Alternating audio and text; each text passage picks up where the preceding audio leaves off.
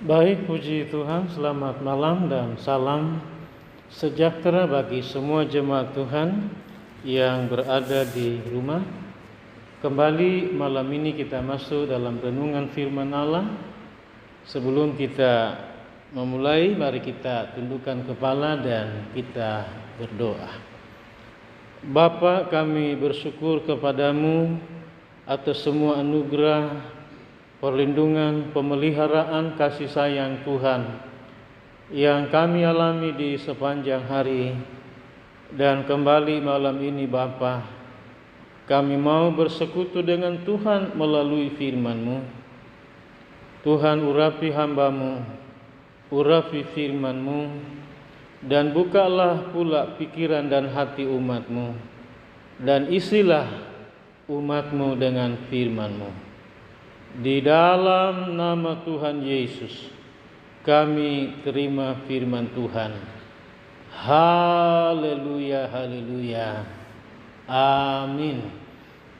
Puji Tuhan, jemaat yang diberkati oleh Tuhan, kita kembali dalam renungan firman Tuhan pada malam hari ini, masih berbicara tentang baptisan air, bahwa baptisan air itu adalah sebuah pernyataan iman kita secara terbuka atau kepada orang bahwa kita ini percaya kepada satu pribadi yang bernama Yesus Kristus sebagai satu-satunya jalan dan juru selamat, dan yang membenarkan, mengampuni, dan menyelamatkan kita semuanya.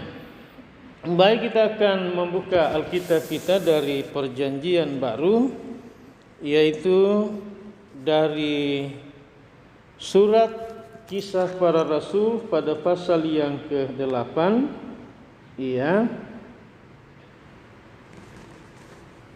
Kisah Rasul pasal yang ke-8 pada ayat yang ke-26 dan 27 dan 28.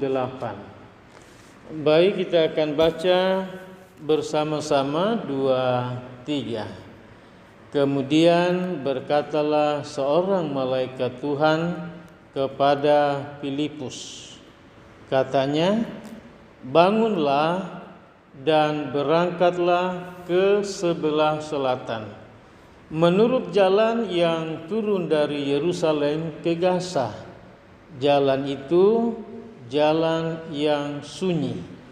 Ayat yang ke-27 berkata, lalu berangkatlah Filipus, adalah seorang Ethiopia, seorang sida-sida, pembesar dan kepala perbendaharaan Sri Kandake, Ratu negeri Ethiopia, yang pergi ke Yerusalem untuk beribadah.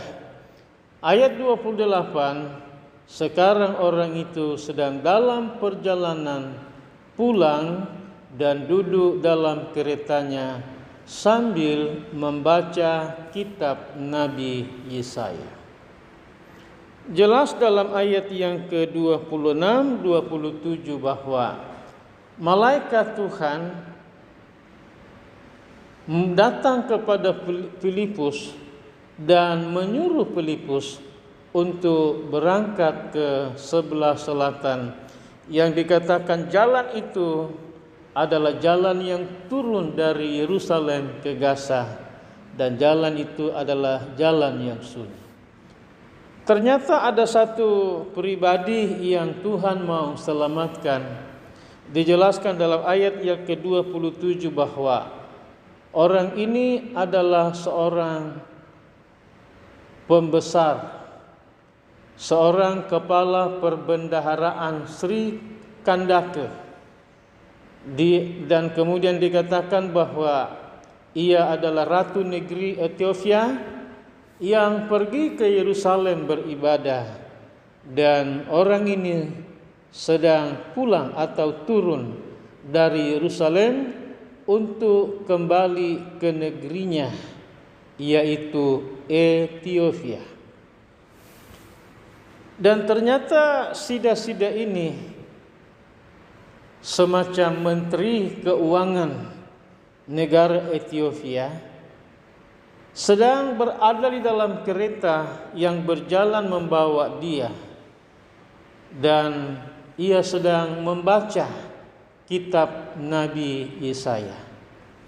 Kitab Nabi Yesaya yang dibaca oleh orang ini, ayat yang ke-29 berkata, dan 20 dan 30, lalu kata Roh kepada Filipus, pergilah ke situ dan dekatilah kereta itu.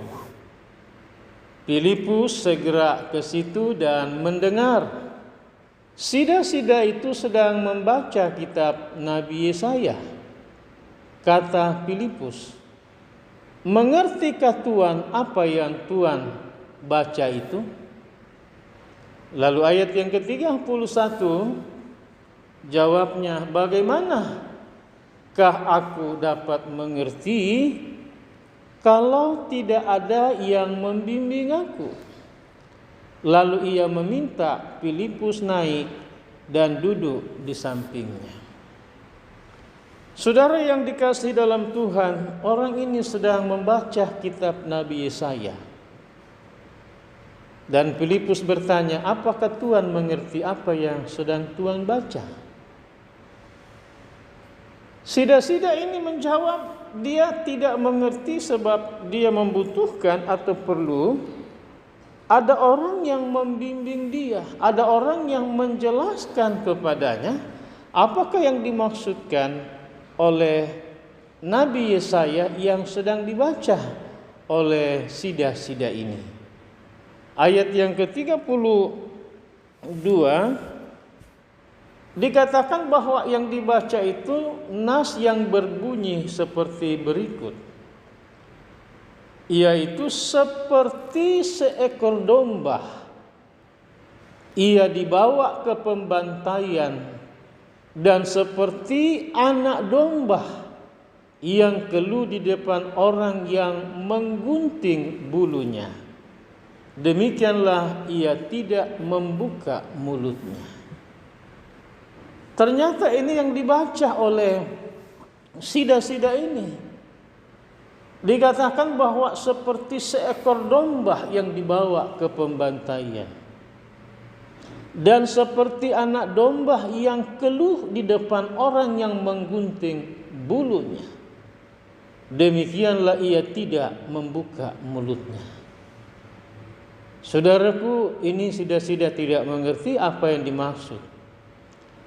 Lalu ayat selanjutnya, ayat yang ke-33, dalam kehinaannya berlangsunglah hukumannya.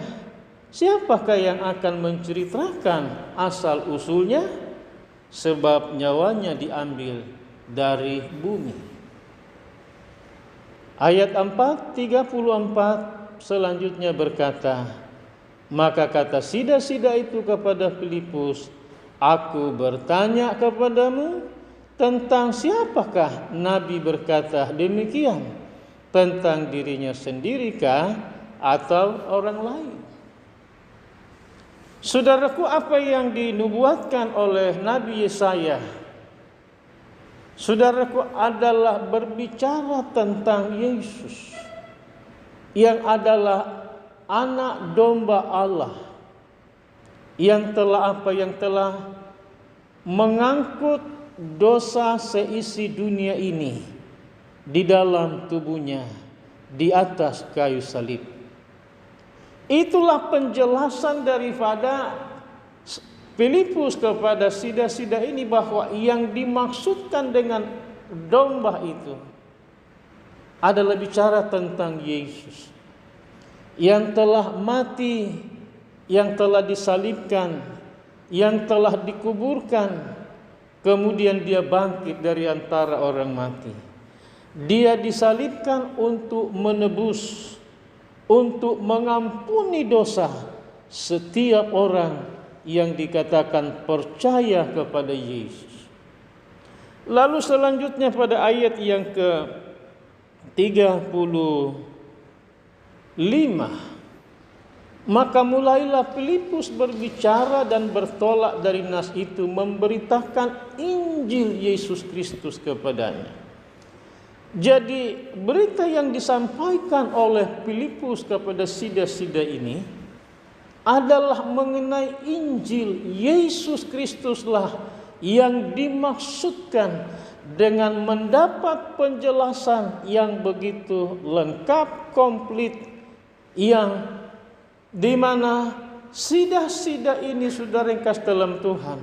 Iya, terbuka hatinya, pikirannya, memahami penjelasan Injil Yesus Kristus tentang Yesus Kristus yang telah mati, yang telah disalibkan, yang telah dikuburkan, yang telah bangkit.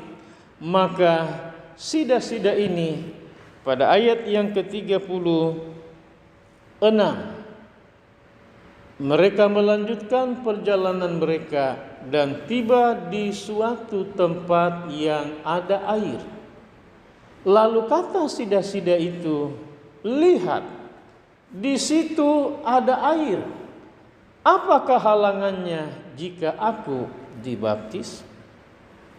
Saudaraku, setelah sida-sida ini mendapat penjelasan tentang Yesus Kristus sebagai Tuhan, sebagai juru selamat yang telah mati di atas kayu salib itu, maka sida-sida ini ketika mereka tiba dalam perjalanan itu di dalam kereta di suatu tempat dan di situ ada air, maka dia berkata kepada Filipus supaya ia dibaptis.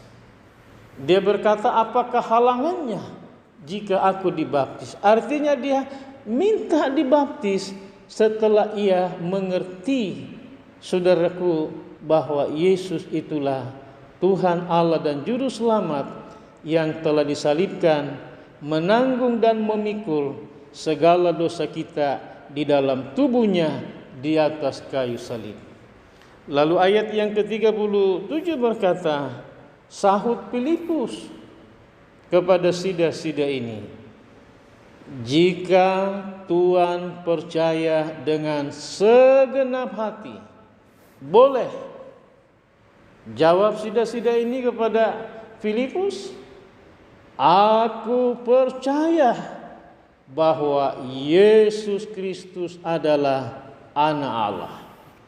Saudara yang dikasihi, ternyata sida-sida ini, Sri Kendake ini, bendahara negeri Ethiopia, langsung percaya bahwa Yesus adalah Anak Allah. Dan Yesus juga buat pribadinya, saudara-saudara. Dan Yesus juga menyelamatkan sida-sida ini.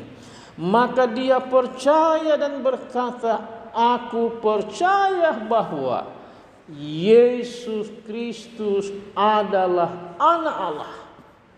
Ini adalah pengakuan iman dari mulutnya, dari hatinya, dengan percaya, dengan imannya. Saudara yang kasih dalam Tuhan.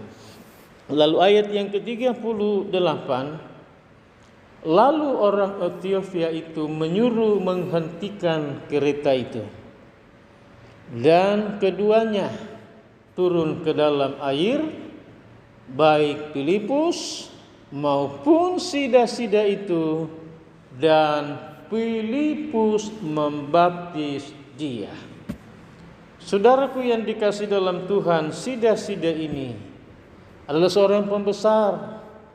Saudara yang dikasih dalam Tuhan, dia menjadi bendahara negara Ethiopia.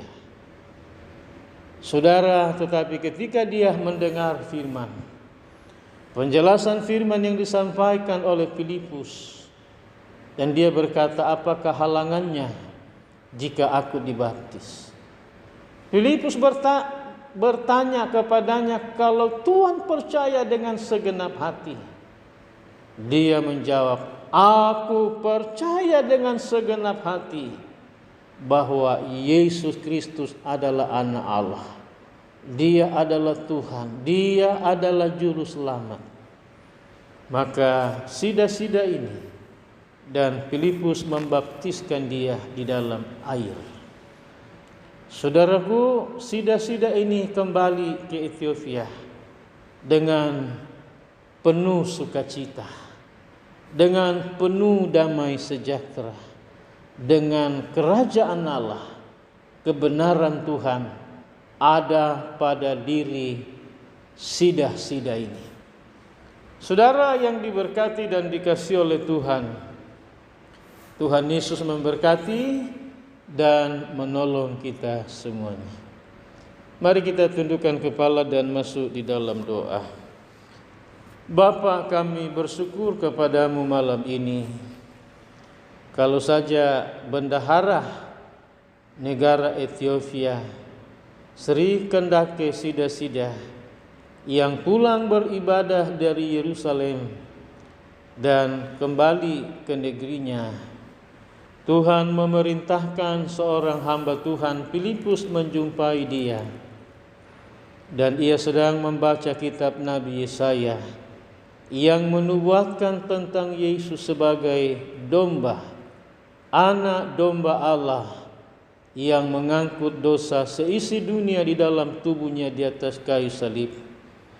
Dan Filipus menjelaskannya kepadanya bahwa yang dimaksudkan adalah Yesus Kristus yang sudah mati di atas kayu salib, memikul menanggung segala dosa. Dan sida-sida ini mengerti, ia membuka hatinya dan menerima Tuhan Yesus, dan juga ia memberi dirinya masuk dalam baptisan air, sehingga ia pulang ke negaranya dengan satu keselamatan dari Tuhan Yesus. Ia telah diampuni segala dosanya. Ia pulang dengan penuh sukacita, penuh dengan damai sejahtera. Bapa, lawat setiap yang mendengar firman-Mu, yang belum menerima baptisan air.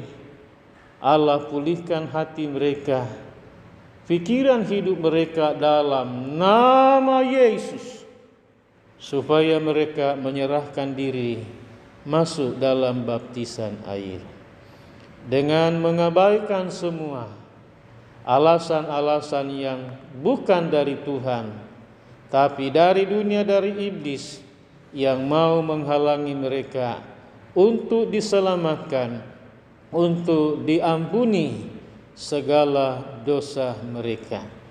Bapa, terima kasih segala apa yang menjadi pergumulan umat-Mu, sebagai bapak-bapak rumah tangga, ibu-ibu rumah tangga, orang-orang muda sampai anak-anak, dalam pekerjaan, dalam karir, dalam usaha, dalam bisnis, dalam perdagangan, dalam pertemanan, dalam pendidikan, dalam perkuliahan, dalam hal apapun. Hamba berdoa, jamahlah Tuhan, di dalam nama Tuhan Yesus Kristus. Tuhan yang bela anak-anak-Mu, Tuhan yang tolong mereka, Tuhan yang melakukan mujizat perbuatan yang luar biasa. Dan Engkau Tuhan yang melakukan semua perkara-perkara besar dari Tuhan, dan bawa umat-Mu hidup berkemenangan di dalam Tuhan Yesus Kristus. Terima kasih Bapa, kami bersyukur malam ini dalam nama Tuhan Yesus Kristus. Marilah kita semuanya mengarahkan segenap hati kepada Tuhan, lalu terimalah segala rahmat berkat daripada Allah Bapa, kasih karunia, cinta kasih sayang Tuhan Yesus, persekutuan, kekuatan baru, damai sejahtera, sukacita, penghiburan, bahkan pengurapan daripada Allah Roh Kudus, turunlah dan memberkati seluruh jemaat-Mu. mulai malam hari ini, besok, lusa, dan sampai selama-lamanya hingga Maranatha, Tuhan Yesus datang kembali. Dalam nama Allah Bapa, Putra dan Roh Kudus, Tuhan Yesus Kristus. Haleluya, haleluya. Semua yang diberkati dalam Tuhan berkata, amin. Selamat malam, selamat beristirahat. Tuhan memberkati kita semuanya. Amin.